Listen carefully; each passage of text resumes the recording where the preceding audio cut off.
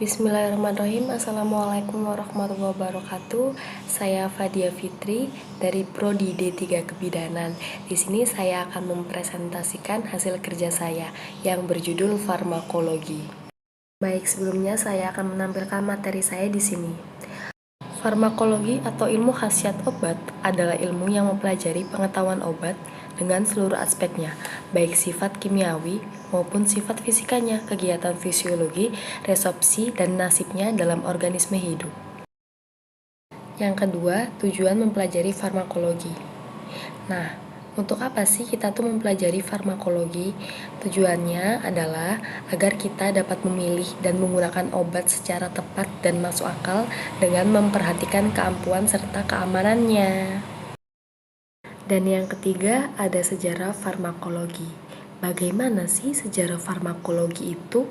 Seperti yang digambarkan dalam slide saya, ada dua periode.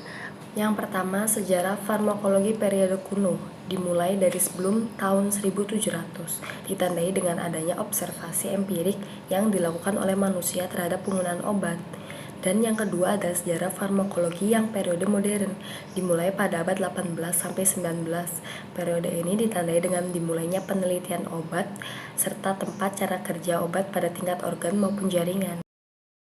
Yang keempat, mengapa harus mempelajari ilmu farmakologi? Untuk apa sih kita tuh belajar ilmu farmakologi?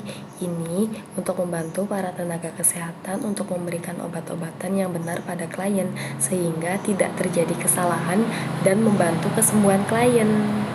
Dan yang kelima, ini tuh yang paling sering ditanyakan, apa sih perbedaan ilmu farmasi dan ilmu farmakologi? Yang membedakan adalah farmasi mencakup pada sintesis, pembuatan, dan proses obat sampai ke tangan pasien, dan farmakologi membahas bagaimanakah nasib dan efek obat ketika telah sampai ke tubuh pasien. Keenam, ilmu yang berhubungan dengan farmakologi. Pertama, farmakognosi. Yang kedua, biofarmasi. Dan yang ketiga, farmakoterapi.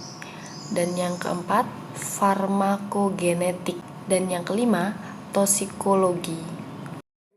Dan yang terakhir dari materi saya adalah rute pemberian obat. Yang pertama ada oral atau diminum secara langsung, dan yang kedua suntikan atau parenteral.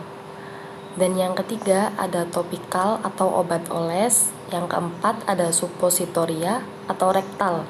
Yang kelima cara lain seperti obat tetes dan obat tetes telinga. Baiklah, itulah materi yang bisa saya presentasikan pada hari ini. Kurang lebihnya saya mohon maaf jika saya ada kesalahan. Thanks for your attention. Wassalamualaikum warahmatullahi wabarakatuh.